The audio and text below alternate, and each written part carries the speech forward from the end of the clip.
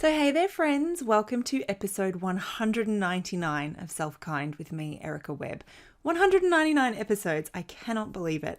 And whether this is your first episode with me or the 199th, thank you so much for being here. Today we are going to dive into a conversation about why knowing how to do something is not the first step, and how it can be the thing that holds us back from even trying to move towards the thing that we know we want. All right, so today, episode 199, talking all about how the how of making a change in our life can often be the thing that stops us from starting in the first place, but is really like the last piece of the puzzle. It's actually not the thing we need in order to get started on making a change. And I got to thinking about this because of an experience that I had at the roller skating rink. So for anyone who doesn't know, roller skating is one of my current hobbies, and every Friday morning I go and take a class. And in this class, it is a bunch of adults who either know how to skate or are learning to skate. And depending on the week, we do a bunch of different things. And last week in class, we were learning how to turn corners. So I don't know if you've ever seen this, and if you've skated before, you might know how to do it. If you've seen skating before, you might have seen it happen. But basically, when you turn the corner, like the right way to do it, and I'm putting right in like little, air quotes, is to step your right foot over your left and then kind of like do like this cross step action to get around the corner. Anyway, I had never done that before, and quite frankly, it looked terrifying. And the thought, I'm like skating around the rink and I'm thinking, how the heck do you pick one foot up and put it over the top of the other and like not just fall flat on your face? But I also knew that it was the next kind of step in my learning journey on my skates. So there we are, warming up, skating around the rink, and the teacher says, right, this week, we're going to focus on our cross-step turns. And I'm like, oh, okay. Part of me was like, yes, this is what I want to learn. And another part of me was like, I don't know how. And that just seems like such a terrifying concept. Anyway, by the end of that class, I want to just fast forward here briefly. By the end of that class, I was step turning like nobody's business. I was having so much fun. I went from kind of like literally being like, I have no idea what I'm doing. I'm not even sure like if I'm confident enough to try this, to like I have a lot of room to still kind of improve and to what do you call that? Refine the practice. But like I was doing it. I was playing with it. I was not falling flat on my face. I was having fun. I was, learning what it felt like when I kind of overcorrected and did things in a way that wasn't perhaps ideal. But I gave it a red hot go. And this relates to any kind of skill that we want to take on. And so I want to kind of go through the factors that were important that actually preceded the knowing how. Because any skill that you want to develop, whether it be self-care skills, right? So showing up for the thing that we know we want, or learning how to love ourselves more, or something really concrete like learning how to, dribble a basketball or step turn around corners on your rollerblades or roller skates or, anything, right? Like this literally applies to anything. I want to go through what those steps are that precede the how. Because how often do we get stuck on but I don't know how. I don't know how.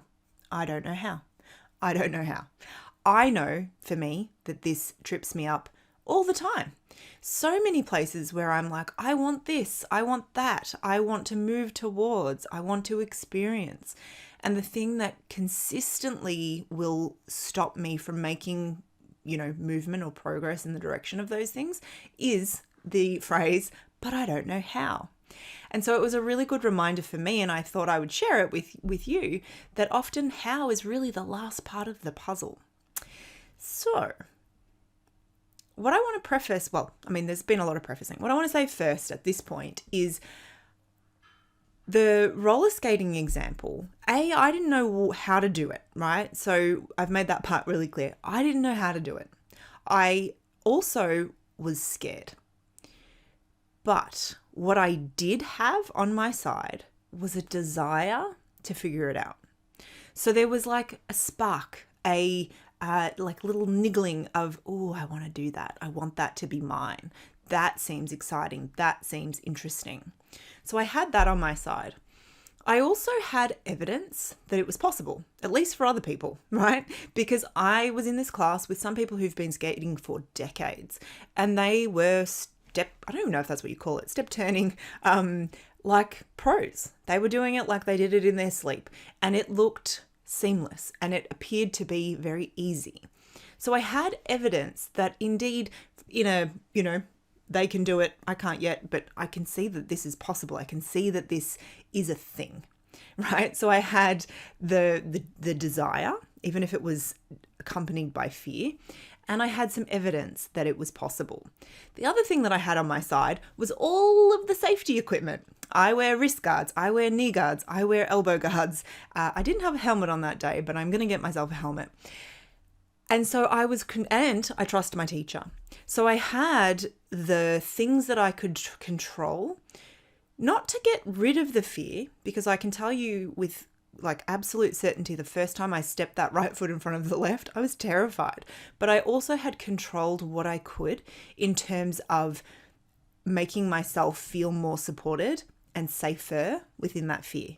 So a good teacher, the safety equipment in this instance is actually very concrete, legitimate, wrist protection, knee protection. And that applies to other things too, which is where we're going to go next. But I just sort of want to point out that the fear sat alongside those other things. And so even though there was fear, I also had evidence that it was possible, at least for someone else. I had an inkling that I wanted to try it, and I had controlled what I could to support me in that fearful state or uncertain state, however you want to think about it. So, how does this potentially relate to something in your life right now? Maybe as I say that, something really specific pops up for you and you're like, yes, me too. I want to step turn on my roller skates. Or maybe it's something a little bit less concrete, like you keep talking about self-kindness and self-love, and I want that for myself, but I still don't know how. Or it might be, I want to be doing more things that feel like self-care, and I keep kind of saying that I'm going to do them and I don't. It could be anything. Those are probably the two examples that I keep coming back to because that's what I can help you with, right? But it could relate to anything. And what I want you to notice as an invitation, notice it if you want to go here, is that spark of I want that for myself, or I at least am curious about what it could be like to have that or experience that. That is actually the only thing that you need to start moving in the direction of figuring out how. But is it possible that knowing how is the thing that's holding you back from trying it all? And if so, this is just a reminder that the how comes last. And the how often comes with the support of someone who's done it before, right? So like the example of the roller skates, I could both see that these other people had learned it, right? And I knew that the person who was there to guide me was like trustworthy. She had also learned how to do this at some point. She was skilled. She is a teacher. She teaches roller skating. That is her job. And so I felt very much in good hands that as she took us through drills, as she spoke about, the technique that was involved, because it's kind of more than just a step cross. There's like some other things that go on. As she helped us refine that, it built on itself too, right? So she didn't teach us everything at once. She taught us it in little pieces, and she tailored it to where we were at, and like she tailored it to my fear level too. I am probably the most fearful person in that class. And my arms were flapping all over the place. She's like, you got to stop. You're not flying. You need to bring your elbows down. And so there was like this response to what was going on for me and in my body. And I didn't have the whole how right at the start, right? All I had was just one drill. One drill. You're just going to try this thing and let's see how you go. Let's get some feedback. Let's see how the experience is, and then let's build. And that's literally what we want to do for any of these other skills, right? And so let's use the example of like, I want a more loving relationship with myself. I see that it is possible because I see that, I'll use myself as an example. I see that Erica, talks about this all the time. She obviously has that because she talks about having it. I want that for myself, but I don't yet know how. So what is it that you need to get started? Just the inkling that I would like to experience that. The evidence that it is possible. And I'm telling you that it is. Absolutely. And the third, potentially someone or something to guide you. And that doesn't have to be someone external, but it could be, right? So as I'm saying this, I'm like, wow, this just sounds like a long sales pitch. And yes, I'm going to, tell you how you can work with me if you would like my support in that. But it can also come in the form of, reading about these things. It can come in the form of listening to this podcast. It can come in the form of so many different things. But recognizing that we don't have to have the full picture to get started. We continue to build the evidence as we try. We continue to fit in the next piece of the how as we take steps in the direction of that thing that we want. There is absolutely no shortage of information about how to do literally anything. You can jump on Google, you can go on YouTube and you can find out how to do anything. You could code an app if you wanted to. You could learn what you need to do to be able to climb Mount Everest. You could find out the how for anything that you want. But the thing that comes before that is a desire for it. I don't want to climb Mount Everest, so I'm not going to be looking for information on how to do that. Likewise, no interest in coding an app. But you might have those desires, right? And the desire itself is the first kind of thing that we need, that that could be possible. And we all know that people code apps. We all know that people climb Mount Everest. So it's not a lack of evidence for the fact that it's possible. It's about kind of getting stuck in that feeling of, but I don't know how. Like we should have all the answers for everything kind of somehow tucked away in the back of our mind. And we just don't. We know how to do lots of things, but the things that we don't yet know how to do, it doesn't mean that we can't move towards them. Yeah? I hope my parallels there from the roller skating rink are helpful.